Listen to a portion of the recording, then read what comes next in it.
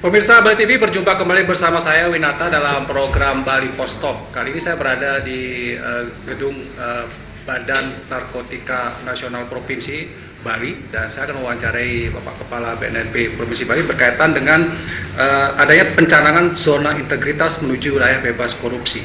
Dan tentu ini menjadi hal yang menarik untuk kita bahas dan mungkin kita nanti akan sedikit menyinggung tentang bagaimana perkembangan penanganan tindakan-tindakan atau kasus narkotika ketika COVID. Jadi ada semacam perkembangan justru yang ketika COVID ini mengalami peningkatan. Seperti apa? Tapi kita akan bicara dulu tentang bagaimana zona integritas ini, apa yang dimaksud dan seperti apa bentuknya. Kita langsung dengan Bapak Brigjen Polisi Iputu Gede Swasta. Nggih. Om Swastiastu. Om Swastiastu. Navigator sehat nih. Nggih, sehat. Hari ini akan dilakukan pencanangan zona Nggih. integritas. Mungkin Pak Kepala bisa menyampaikan kepada pemirsa Bali TV apa ini zona integritas ini dan tujuannya seperti apa? Atas perintah Kepala Badan Narkotika Nasional Republik Indonesia, ada 10 provinsi yang diprioritaskan, yang diberikan contoh ke Kemenpan RI, artinya diusulkan Kemenpan RI. Salah satunya adalah BNNP Bali. Untuk diadakan kompetensi dalam artian dengan 10 BNNP yang ditunjuk itu untuk kita dinilai untuk zona integritasnya WBK, WBBM. Jadi wilayah bebas korupsi dan namanya wilayah birokrasi bersih melayani. Di sini terkantung maksud dengan kita melakukan zona integritas itu, kita harus berintegritas ke dalam dan keluar. Ke dalamnya menyangkut money, material sama metode, kemudian keluarnya pelayanan, tidak lain. Karena BNN itu adalah ansihnya adalah ekspatnya dia lebih banyak di pelayanan. Ada 3 pelayanan yang kita lakukan. Yang pertama adalah namanya pencegahan pemberdayaan, sosialisasi, advokasi, diseminasi namanya. Kemudian yang kedua adalah di pemberantasan dan pemetaan jaringan, yang nomor 2. Yang nomor 3 adalah rehabilitation. Jadi ada 3 core business dari BNN ini yang harus kita lakukan secara bagus. Dengan adanya demikian, ada pertanggungjawaban di sini, baik ke dalam dan keluar, kepada masyarakat, kepada bangsa dan negara. Bagaimana kita bisa mempertanggungjawabkan keuangan, integritas kita. Kemudian yang kedua, bagaimana bisa mempertanggungjawabkan pelayanan kita yang sekarang ini harus serba cepat, dimudahkan, kemudian harus pakai IT, kemudian kita harus juga datang, soft power bukan hard power lagi, seperti itu, soft power. Jadi kita melakukan kegiatan itu semuanya berdasarkan pelayanan prima, itu maksudnya. Pelayanan prima yang tentu sesuai dengan tupoksi dari BNNP gitu. BNNP Bali. Dan kalau kita bicara tentang apa wujud atau katakanlah sekarang kan zona integritas dicanangkan. Apa yang membedakan antara sebelum dicanangkan zona integritas dan setelah nanti dicanangkan zona integritas itu? Bentuknya seperti apa, Pak? Kalau di situ kan nanti, kalau sebelum dicanangkan zona integritas itu kan berkaitan dengan pengawasan, kemudian pengendalian, controlling di sini. Kalau sudah kita memasuki kawasan integritas, berarti sebelumnya bukan diawasi, tetap diawasi. Namanya dipandu, dituntun dengan ada juklak, juknis, SOP, prosedur pelaporan. Itu ada monep, monitor dan evaluasi. Tetapi kalau kita sudah menyatakan wilayah zona integritas, ada salary di sini. Artinya ada ongkos di sini, ada biaya. Ada biaya yang harus. Seandainya kalau kesatuan itu zona integritasnya bagus, berpengaruh kepada tunjangan kinerjanya. Arahnya ke situ. Ada arahnya ke situ, ada penilaian. Artinya pengawasan yang dulu itu umpamanya 8, sekarang harus 10 pengawasannya. Harus 10 gitu. Harus 10 pengawasannya. Karena ada nilai nilai lebihnya pada saat kita mencanangkan zona integritas. Kemudian di dalam pelaksanaan kegiatan itu ada hal-hal yang bersifat inovatif. Tentunya kalau kita sudah menyatakan diri kita walah wilayah zona integritas itu, kita harus melakukan pelayanan yang baik, kemudian melalui IT, kemudian melalui pelayanan prima, senyum sapa salam. Kita juga punya namanya blok pengaduan-pengaduan, kita namanya sigap itu. Oke, jadi artinya sikap. ya setelah ada zona integrasi ini paling tidak seluruh komponen BNP Bali ini betul-betul nanti punya panduan, punya standar-standar yang harus dipenuhi harus gitu dipenuhi. ya. Kan sudah itu dipenuhi nanti akan berpengaruh terhadap tunjangan kinerjanya. itu yang kerja tadi. Iya. Baik, menarik itu Pak. Tapi kalau kita bicara tentang kesiapan, Iya. nah apakah ada persiapan tidak untuk penentuan zona integritas ini? Bentuk pengawasannya apakah langsung nanti dari pusat atau seperti apa? Pengawasan itu bentuknya dari Kemenpan langsung, dari Kemenpan langsung, Pengawasan, ya? karena sifatnya kan online. Ada beberapa checklist di pelaksanaan kegiatan itu, implementasi dari para program ini apa. Di situ ada suatu program, kemudian ada progres.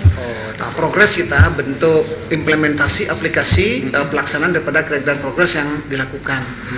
Dengan adanya demikian, jadi pelaporan itu rutin kita laporkan. Saya melaporkan ke BNN RI melaporkan dari 10 BNNP ini yang diuji kompetensinya. Ada penilaian.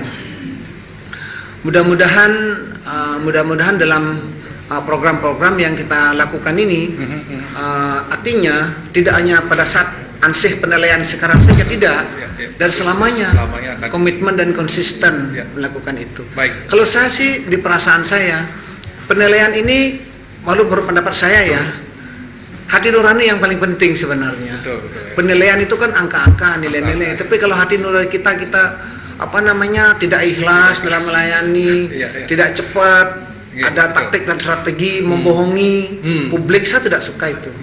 Saya lebih suka pakai bentuk hati nurani itu sudahlah. Kalau saya umpamanya dinilai zona integrasi saya dapat, tidak apa-apa bagi saya. Yang penting saya full, kemudian sekuat-kuat tenaga saya, kemampuan saya harus memberikan pelayanan kepada masyarakat. Jangan sampai ada mengeluh. Nah, di dalam wilayah zona integritas ini ada penilaian dari masyarakat. Oh, ada penilaian. Ada penilaian. Jadi tidak hanya dari pusat ya. Pusat saja ada masyarakat. Ada juga dari masyarakat yang Makanya kita belum sikap itu, di situ ada namanya respon dari masyarakat. Bentuk apa sih pelayanan BNNP Bali ini yang kurang? Yang lebih saya kira nggak mungkin ya, tapi kekurangan itu pasti banyak. Jadi masyarakat juga bisa memberikan penilaian dan itu wajib mungkin juga harus ada penilaian seperti itu. Iya. Baik, ada 10 tadi Pak daerah BNP di Indonesia gitu ya. Iya. Kenapa Bali dipilih salah satunya Pak dari 10? Apa ini ditentukan oleh pusat atau memang ada hal khusus yang lebih berprestasi dibandingkan daerah? Dulu kan memang BNP Bali ini boleh dikatakan tipe A. Tipe A. Tipe A ya. Artinya kepala BNNP-nya itu bintang 1. Sebelumnya yang lain-lainnya itu tidak. Nah, pertama ini dulu diutamakan, yang boleh dikatakan tipe A, tapi sekarang tidak ada tipe-tipe lagi. Semuanya itu adalah bintang 1. Itu maksudnya penilaian itu. Kemudian bentuk-bentuk pelayanan yang boleh dikatakan terbarukan yang kita lakukan untuk pelayanan masyarakat supaya masyarakat itu cepat gitu. Ada SKPN cepat. Kemudian ada namanya ngopi bareng itu dalam di media namanya seperti itu gitu ya. Kemudian ada mall pelayanan publik, ada mall-mall kita, tapi bukan mall di matahari bukan gitu ya. Tidak kan pemerintah daerah mengeluarkan mall ya. Jadi kita mall pelayanan publik. Kemudian SKAPN 15 menit. 15 menit ya? Ya, surat keterangan hasil pemeriksaan bebas narkoba. Ya. Ya. Yang itu sangat dipentingkan sekarang. 15 menit, Pak. 15 menit. Kita langsung bisa di sini. Kemudian besuk tahanan online juga bisa. Besuk tahanan online. Lewat online kita besuk tahanan, karena kan ada CCTV-nya. Jadi nggak usah datang ke sini. Bisa. Menarik ya pelayanan-pelayanannya. Ada beberapa inovasi yang kita lakukan ya, bagaimana supaya kita mampu melayani masyarakat supaya cepat. Tidak perlu datang ke CBNN.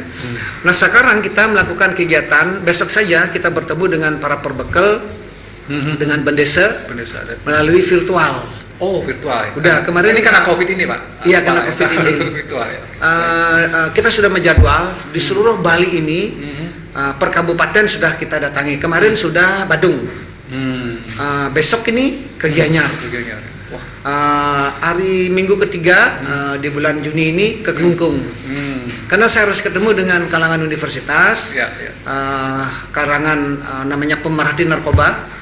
Artinya organisasi atau yayasan-yayasan yang punya kepedulian terhadap namanya narkoba. Kemudian ada yang terakhir adalah para instansi dinas yang terkait, kita semua melakukan kegiatan virtual. Baik. Jadi di virtual ini tidak saya aja berbicara, kan bebas berbicara.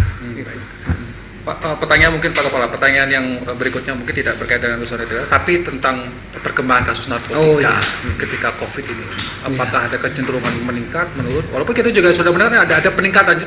Ini agak di luar nalar kita. Di COVID orang tidak boleh keluar. Nah, kenapa narkotikanya malah meningkat? Ini kenapa Pak Kepala? Apa yang menyebabkan itu? Kalau saya sih berpikirnya begini, makin orang diam di rumah ya, menutup diri di rumah. Kan ada sebagian orang yang tidak mengurung diri di rumah. Oh ya, betul. Yang mengurung diri itu kan pegawai, apakah itu instansi swasta atau dinas gitu kan. Tetapi yang namanya pengedar narkoba itu bukan pegawai kan. Dia namanya profesional, profesional. Ya. Nah justru di orang pada diam di rumah ini justru permintaan tinggi, permintaan tinggi. Saya melihat itu dari dua. Kenapa meningkat? Satu, orang yang permintaan rehabilitasinya naik. Kemudian yang kedua, pengungkapannya naik. Kasus. Sekarang saja Polda dengan BNN itu ada 180 kasus sampai bulan Mei ya, ini kan Juni ini. Di tahun yang lalu cuman 90-an. Jadi 100% lah peningkatan itu. Nah, peningkatan ini karena pada diam di rumah, petugas keluar gitu loh maksudnya, mempetakan jaringan. Gitu. Ya, seandainya saya work from home di rumah semua nggak nangkep, yang nggak saya ungkap di permukaan narkoba ini, gitu maksudnya. Peningkatan itu berdasarkan fakta dia. Tetapi berdasarkan penelitian UI, LIPI dan UI, Bali urutan 26 narkobanya. Dari 34 provinsi. Jadi prevalensi itu cuma 15.000 saja yang menggunakan narkoba. 15.000. Jadi urutan nomor 26. 26. Berarti kita rendah ya. Tapi 15.000 itu banyak namanya. Banyak. Nah makanya petugas itu harus mengungkap siapa sih yang 15.000 ini. Nah itulah. Jadi kerja keras dari bulan Januari sampai Mei ini, angkanya seperti itu, 180 kasus. Memang justru BNP bukannya work from home ya, tapi kerja untuk, karena itu kerja, tapi protapnya protap COVID. Jangan sampai BNN kena COVID dan kita dikurung di sini kan, di karantina nggak enak rasanya. Baik. Pak Kepala, mungkin sebagai terakhir ini ya, closing statement lah katakan begitu. Apa yang Pak Kepala ingin sampaikan mungkin kepada masyarakat, kepada seluruh komponen berkaitan dengan tupoksi tugas daripada BNN untuk mendukung lah, karena kan tanggung jawab kita bersama juga ya. Apa yang mungkin ini ada dari Bapak Pangdam, jadi Asintel juga hadir, itu bentuk daripada sinergitas kita.